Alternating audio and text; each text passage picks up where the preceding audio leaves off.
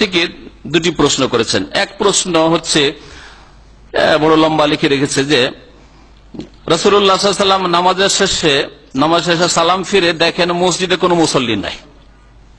তখন রাসূলুল্লাহ মুসল্লিদের বললেন, আমি যখন আমিন বলবো তোমরা আমার সাথে শব্দ করে আমিন বলে। মুসল্লিরা যখন 5 ওয়াক্ত নামাজ পরিপূর্ণভাবে পড়তে থাকেন তখন রাসূলুল্লাহ সাল্লাল্লাহু আলাইহি ওয়াসাল্লাম বলেন, আমি এখন তোমাদের শব্দ করে আমিন বলতে নিষেধ করছি, সুতরাং আস্তে আমিন বলো।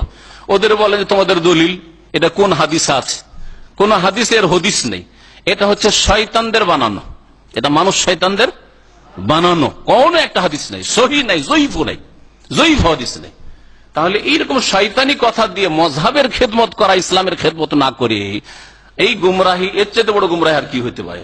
নবী সাল্লাল্লাহু আলাইহি ওয়াসাল্লামের সাহাবীরা ফাজাহার, তারপরে নবীর সাহাবীরা এত দুর্বল ইমানের যে সব পালিয়ে যেত, একটা কেউ নামাজ পড়তো না, ফিরে দেখছেন একটা কেউ নাই।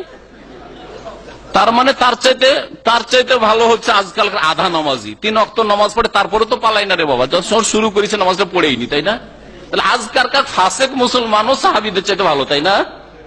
কত মূর্খামি আর কত বড় গুমরাহ, কত বড় মিথ্যা অপবাদ! ইফতারা আলাল্লাহি কাযিবা, আল্লাহ সম্পর্কে, আল্লাহর দ্বীন সম্পর্কে, আল্লাহ পাকের সাহাবায়ে কেরাম, আল্লাহ পাকের রাসূলের সাহাবায়ে কেরাম সম্পর্কে এই মিথ্যা কথা।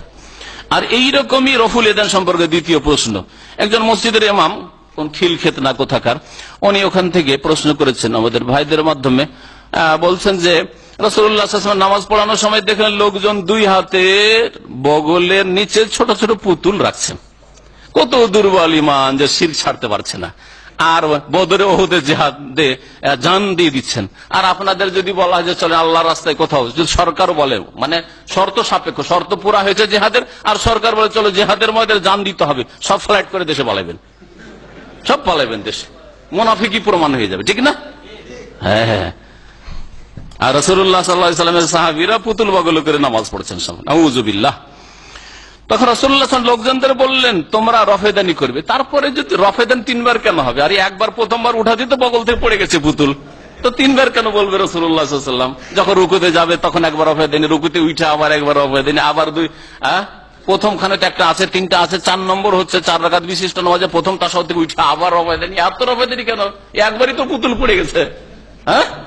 কত বড় গুমরাহি, কোন জয়ীফ হাদিসও নেই।